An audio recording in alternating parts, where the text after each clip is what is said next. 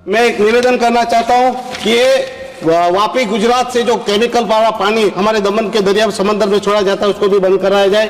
और मैं ये डिजास्टर मैनेजमेंट का समर्थन करता हूं। माननीय अध्यक्ष महोदय जी, मैं आपदा प्रबंधन संशोधन विधेयक 2024 पर अपना समर्थन करने के लिए सदन में खड़ा हुआ हूं, जो आपदा प्रबंधन अधिनियम 2005 में संशोधन करना चाहता है। पिछले कुछ वर्षों में आपदाओं से निपटने पर वैश्विक बहस का ध्यान धीरे धीरे घटना के बाद के नुकसान को संबोधित करने से प्रभावी निगरानी और ऐसी घटनाओं की रोकथाम में स्थानांतरित हो गया है, जो मनुष्य और सामग्री को समान रूप से भारी नुकसान पहुंचाते हैं।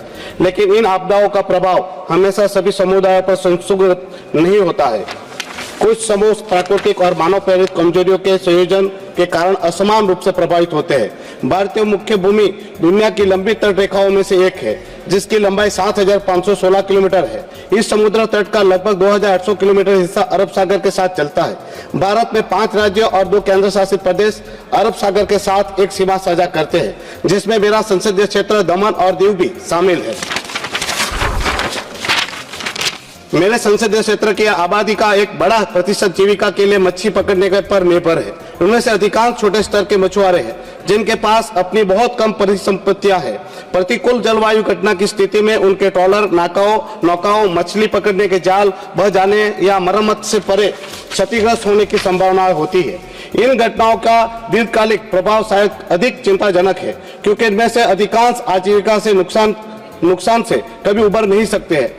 महोदय जी, आखिरी में जब तोकते तूफान आया था और हमारे प्रदेश के दीव में ये तोकते तूफान की वजह से मछुआरों को भारी नुकसान पहुंचा था, जो अभी तक वो मछुआरों को उस नुकसान का भरपाई या उनकी जो नुकसान हुई है उसकी भरपाई प्रशासन की ओर से नहीं मिली है, और इसके चलते प्रदेश के मछुआरे अभी भी उस नुकसान से उबर नहीं पाए। मैं इस सभा के सम्मानित सदस्यों के समक्ष एक बात पर प्रकाश डालना चाहता हूं। भारतीय मौसम विज्ञान विभाग IMD ने दमन और दीव को चक्रवात जोखिमों के लिए अत्यधिक संवेदनशील जिलों में वर्गीकृत किया है, लेकिन संघ राज्य क्षेत्र में कोई निगरानी केंद्र नहीं है। इसके साथ ही दमन और दीव में या इसके आसपास के क्षेत्र में राष्ट्रीय आपदा प्रतिक्रिया बल NDRF की कोई इकाई नहीं है। हमें यह समझने की जरूरत है कि मेरे अपने संसदीय क्षेत्र सहित कुछ स्थानों का परिदृश्य ऐसा है कि यदि प्रतिकूल जलवायु घटनाओं के कारण कुछ पुल सड़कें अनुपयोगी हो जाती है तो पूरा क्षेत्र पड़ोसी जिलों से दुर्गम हो सकता है।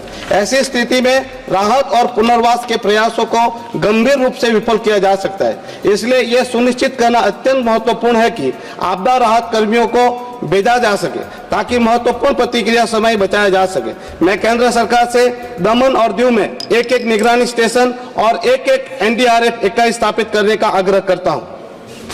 महोदय जी, मैं एक बात और भी कहना चाहता हूँ। हमारे दमन में जो मेरा संसदीय क्षेत्र है और मेरा निवास स्थान भी है, वहां पर दमन गंगा नदी आई हुई है, वो काफी प्रदूषित हो चुकी है। आप गूगल मैप से देखोगे तो ये पूरी नदी काली दिखती है। तो मैं आपसे निवेदन करता हूं, ये समाप्ति के लिए ही है सर। मैं एक निवेदन करना चाहता हूं कि ये वापी गुजरात से जो केमिकल वाला पानी हमारे दमन के दरिया समंदर में छोड़ा जाता है उसको भी बंद कराया जाए। और मैं ये डिजास्टर मैनेजमेंट का समर्थन करता हूँ। धन्यवाद।